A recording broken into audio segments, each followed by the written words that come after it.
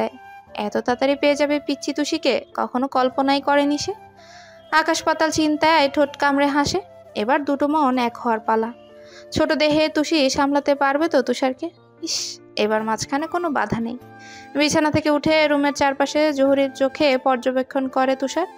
অতঃপর ব্যালকনিতে গিয়ে দোলনায় বসে ভাবে, যে মেয়েটা ছুঁয়ে দিলেই লজ্জায় নুয়ে পড়ে, সে এক বিছানায় থাকবে কিভাবে? তার লজ্জারাঙা মুখ কেমন হবে? এবার কোথায় মুখ লুকোবে তুষি? চোখে চোখে ভালোবাসার সমাপ্তি শেষে ছোঁয়াছুঁই ভালোবাসার শুরু হবে। বিভোর ভাবনায় তুষার আকাশের দিকে দৃষ্টি দিয়ে সেখানেই শুয়ে থাকে। দুদিন পর থেকে এই রুম তুষির, সারা রুমে ঘুরে বেড়াবে সে।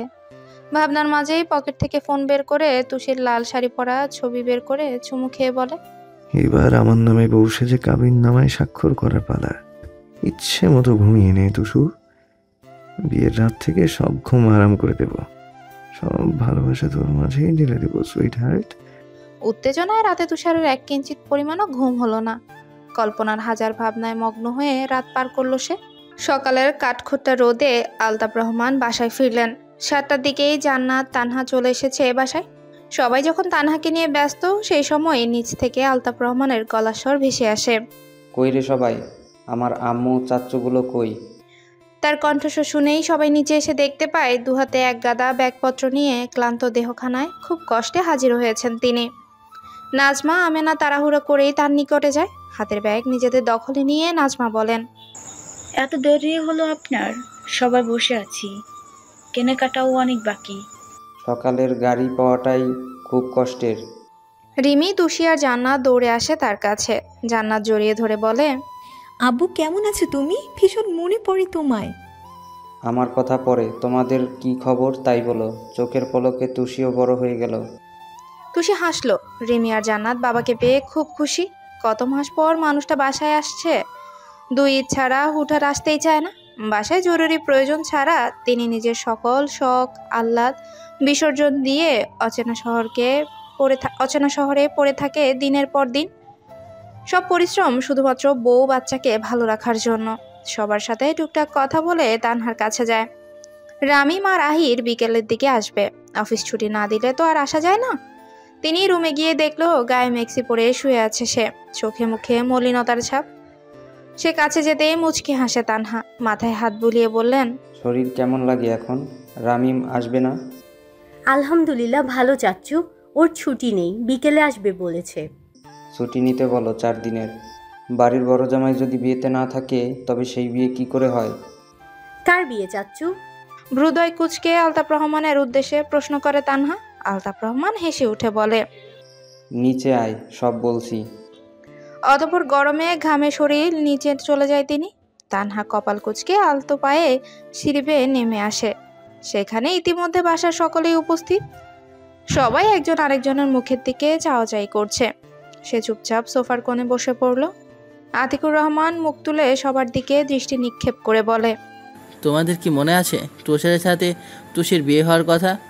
আম্মা মারা যাওয়ার আগে বলে গিয়েছেন। হঠাৎ এমন কথায় তুষি সহ 4 বোন ভীষণ কৌতূহল নিয়ে তার পানে তাকায়। হতবিহব্বল হয়ে তুষি কথা না বলে চুপচাপ মাথা নুয়ে রাখলো। তানহা চোরা চোখে নিজের বাবার মতিগতি বোঝার চেষ্টা করেও সফল হলো না।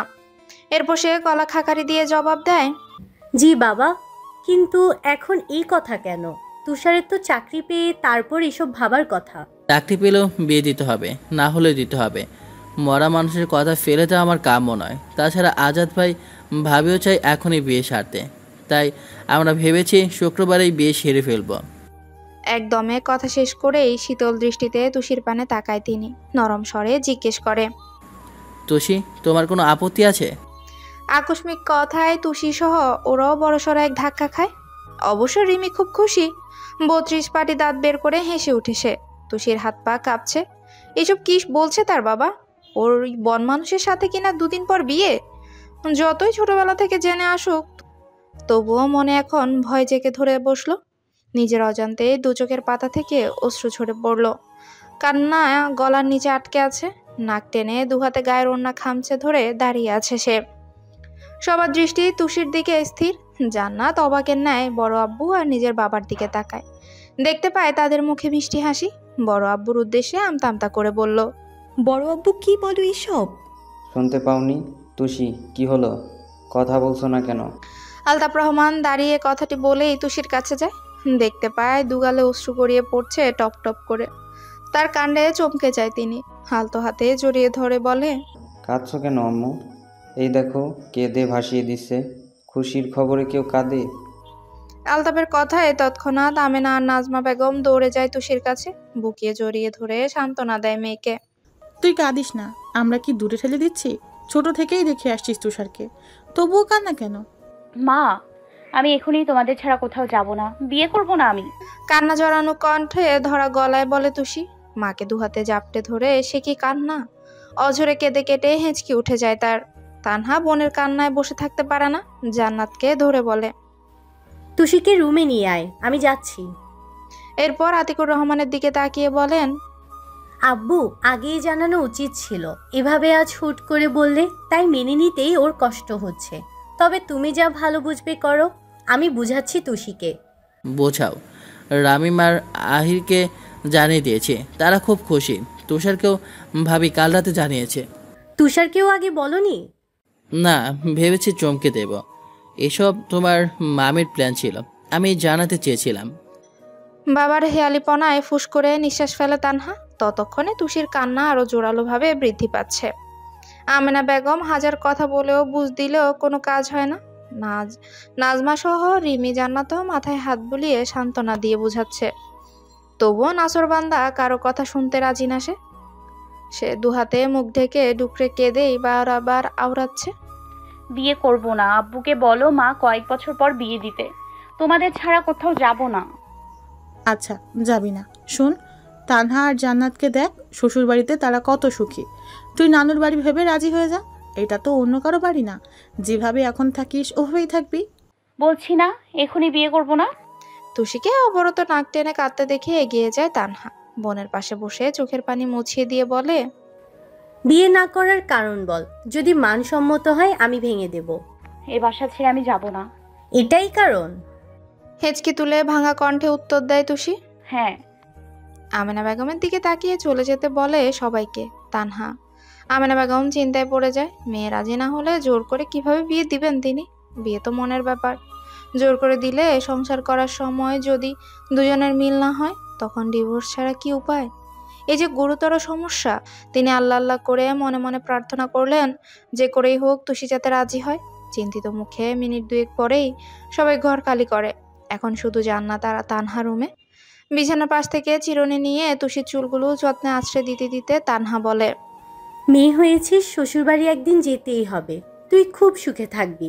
মামা মামির মতো মানুষ হয় নাকি?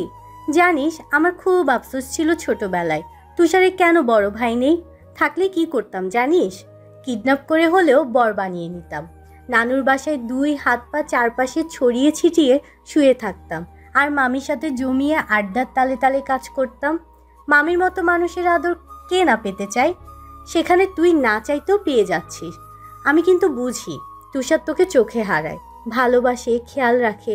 বিয়ে যখন করতেই হবে, তাহলে এখন করলে সমস্যা কোথায়? আব্বু রামিমকে মেনে নিলে 4 বছর আগেই বিয়ে করে বসতাম। তোর কপাল দেখে হিংসে হচ্ছে আমার। কত সহজেই মেনে নিল সব। আর দেখ, জান্নাতের বেলাতেও কত কাহিনী হলো। মেয়েটাকে কাঁদিয়ে তারপর ছেড়েছে। আমার কথা তো বাদই দে, তোর চোখের সামনেই সব দেখলি। মা কিন্তু আমাদেরও বলেনি, কাল রাতে শুধু বলেছে আসতে। এবার তুই বল, তুষার কোন দিকে খারাপ?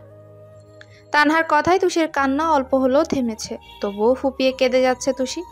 মলিন মুখে উত্তর দেয় সে, আমি কি বলেছি খারাপ? হুট করেই আব্বু এসব কেন বললো? আমার কষ্ট হচ্ছে, আম্মু কান্না পাচ্ছে। ডান হাতে নিজের সামনে বসা তুষিকে শক্ত করে চেপে ধরে ওর গাল। চোখের পানি মুছিয়ে দিয়ে তাকিয়ে বলে, জান্নাতকে দেখ কি সুখে আছে। যখন ইচ্ছে আমরা দুজনই চলে আসছি মা বাবাকে দেখতে। আর তোর তো আরও লাকি চান্স, মামিকে একবার বললেই চট করে চলে আসবে। এবার কান্না বন্ধ করে মুখ ধুয়ে আয়। বিয়ে হচ্ছে হালাল। এখন তুষার যতটুকু ভালোবাসে, বিয়ের পর 3 গুণ হয়ে যাবে সেই ভালোবাসা। বিশ্বাস হয় না তো? আচ্ছা, আমাদের দুজনকেই দেখ। তোর দুলাভাই সেবা করে, ভালোবাসে। এর জন্যই কিন্তু দিনের পর দিন তার কাছে থাকতে পারি তোদের ছাড়া। বিয়ের পর স্বামীর এক একটা ছোঁয়ার অফুরন্ত সুখ। তার ভালোবাসায় মা বাবাকে ছাড়াও 100 মাইল দূরে থাকা যায়, তখন মনে হয় সে পাশে থাকলেই সব কষ্ট উধাও। হালাল ভালোবাসায় অনেক পাওয়ার। এরপর কাকিয়া আম্মুকেও দেয়। চাচু আব্বুর ভালোবাসার জন্যই কিন্তু বছরে একবারও বাপের বাড়িতে যেতে চায় না। পরিবার ছেড়ে এখানেই পড়ে থাকে দিনের পর দিন। কেন থাকছে তারা? কি লাভ এসবে? কারণ তারাই এখানের এ বাসার গিন্নি। বলতে পারিস এটা তাদের নিজস্ব ঘর ও সংসার। বিয়ের পর স্বামী, সংসার, ছেলে মেয়ে সবই। তাছাড়া তুই থাকবি স্বাধীনভাবে, যখন ইচ্ছে চলে আসবি। তুষি চুপটি করে মন দিয়ে বোনের কথাগুলো শুনলো। আসলেই তো, বিয়ের পরও বাবার বাড়ি আসা যাবে। নিজের বাড়ির মতোই তো মামি তাকে ভালোবাসবে, মামার আদর পাবে সে। তার মতো কজনেরই বা এমন রাজার কপাল হয়? নিজের মামা, নিজের মামি, এর থেকে আপন কে আছে? পর মুহূর্তেই তুষারের কথা মনে হতেই লজ্জায় ছেয়ে গেল সমস্ত মুখ। কিভাবে বউরূপে তার সামনে যাবে? ওই জঙ্গলি ভূত যে রকমের অসভ্য, কি উল্টাপাল্টা কাজ করবে আল্লাহই জানে। এবার তার ভেতর ভয়ের সাথে জড়তাও কাজ করছে ভীষণ। তার স্পর্শের কথা মনে হতেই হৃদস্পন্দন বেড়ে যায় তুষির। অবরত ঢিপ ঢিপ করছে বুকের বাপাশের সেই যন্ত্র। না, এই বন মানুষকে বিয়ে করা অসম্ভব।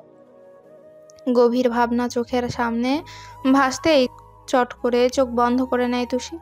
ততক্ষণে বেনুনি করা শেষ তানহার। উঠে তুষিকেও দাঁড় করালে চমকে তাকায় বোনের দিকে।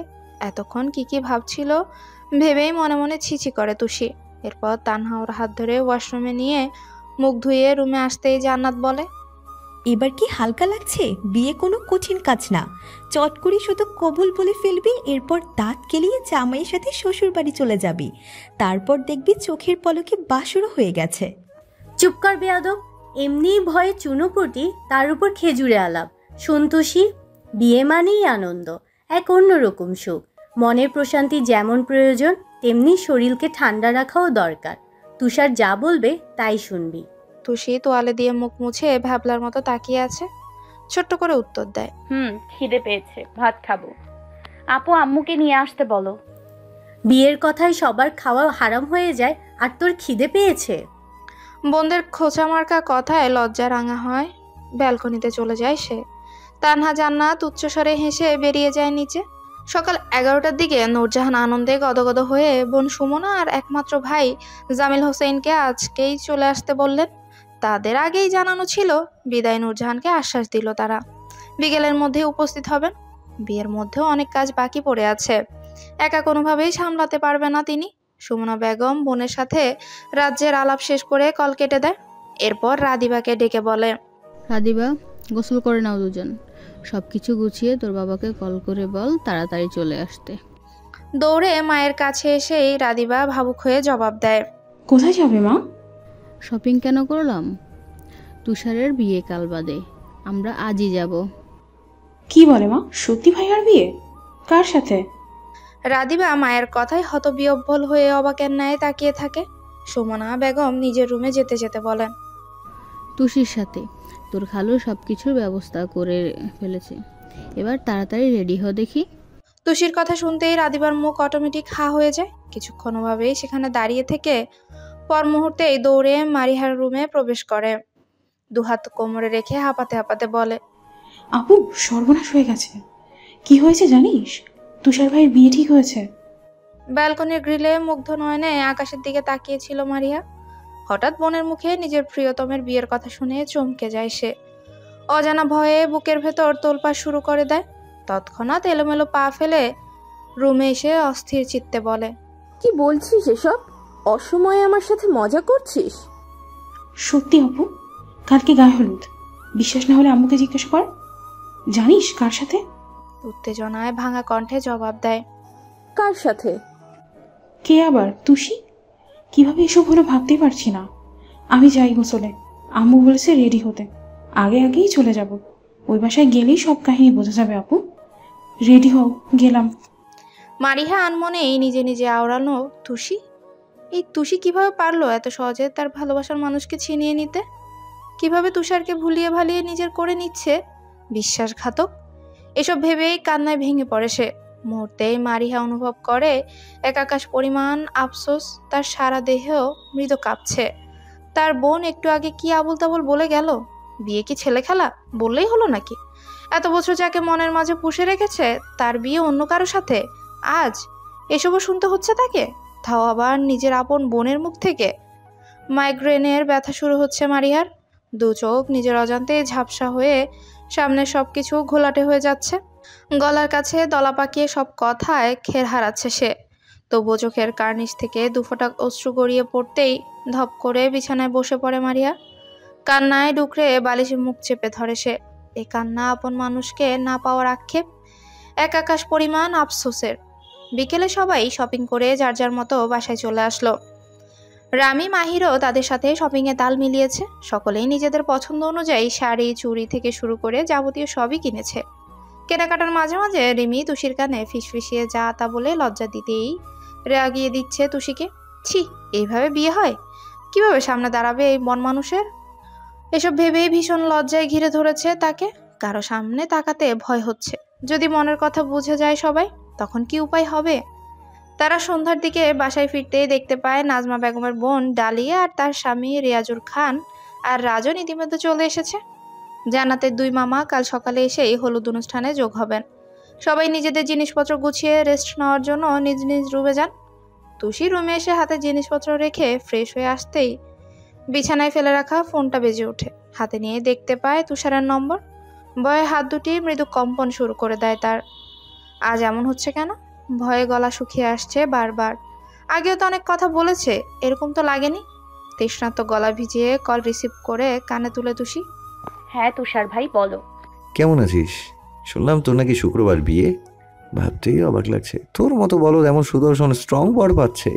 ছেলেটার কপাল পোড়া, তার জন্য কষ্টে বুক ফেটে যাচ্ছে আমার।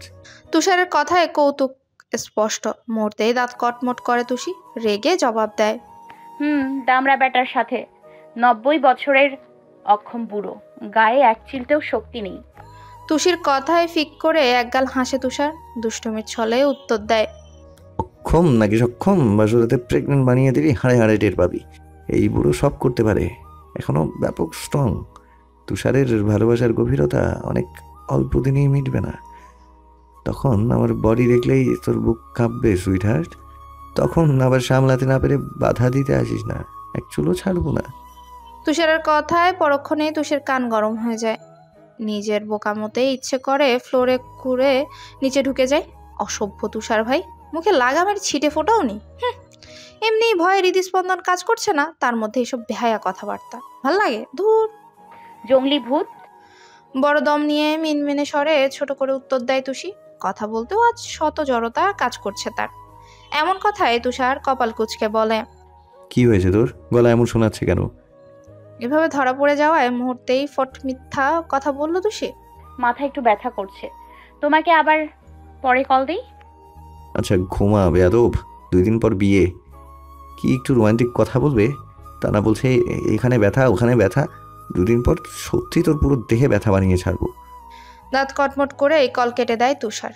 এদিকে তুষি ওর কথার আগা মাথা ভালো করে বুঝতেও পারেনি। বুঝতে পেরে আতঙ্কে ঢুকিলে ধুরু ধুরু বুক নিয়ে ফোন রেখে ক্লান্ত দেহটা বিছানায় এলিয়ে দেয়। তুষি লজ্জারাঙা হয়ে মুখ লুকায় চাদরে। রাতে সব বন্ধুদের সাথে আড্ডা দিয়ে মন ভরে গেল তুষারের। তৌফিক আর সিয়াম আসবে, বাকিগুলোর সময় নেই। ওইদিকে পঙ্কজ আর রামিম এত দূর জার্নি করে আসতে পারবে না, তবুও কথা দিয়েছে আসবে। বাসায় গিয়ে দেখতে পায় সুমনা বেগম তার স্বামী শামীম হোসেন আর হামিদা বেগমের সাথে নূরজাহান হেসে হেসে আড্ডা দিচ্ছে। তুষার ধীর পায়ে এগিয়ে এসে বলে, কেমন আছেন খালু, খালামণি, নানু, তোমরা কেমন আছো? তুষার তাদের মাঝে বসে টুকটাক কথায় মশগুল হয়ে যায়। গেস্ট রুমের দরজার ফাঁকা দিয়ে এক দৃষ্টিতে তুষারের দিকে তাকিয়ে ডুকরে কেঁদে উঠে মারিয়া। ভালোবাসার মানুষ কালকের পরের দিনই অন্য কারো হবে, কিভাবে সহ্য করবে সে? তুষার কেন বুঝলো না এই অবুঝ মনের আর্তনাদ? ছোট থেকে এক বুক ভালোবাসা নিয়ে ভাবনার জগতে যে সংসার সাজিয়েছে, তার কি বিচ্ছেদ হবে কাল? কেন বুঝলে না তুষার ভাইয়া?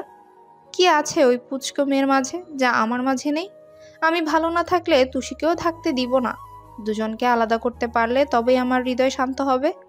তোমার সামনে দাঁড়িয়ে ভালোবাসি বলতে পারিনি, এটাই কি ভুল ছিল আমার? কিভাবে থাকবো তোমায় ছাড়া? এসব ভেবে কেঁদে দেয় মারিয়া। রেগে ডান হাতে সর্বোচ্চ শক্তি দিয়ে দরজা ধাক্কা দিয়ে ধপ করে বিছানায় শুয়ে পড়ে। উপর হয়ে শুয়ে শূন্যতায় বালিশে মুখ গুজে কাঁদে। বুকের ভেতর হাহাকারে বয়ে যাচ্ছে তার, অপূর্ণতায় তোলপাড় হচ্ছে হৃদয়।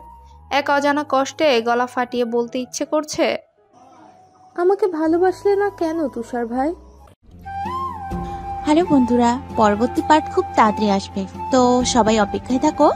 আর চ্যানেলটি যারা এখনো সাবস্ক্রাইব করোনি তারা পরবর্তী পার্ট দেখার জন্য চ্যানেলটি সাবস্ক্রাইব করে রেখো। ধন্যবাদ সবাইকে, আমাদের সাথেই থেকো।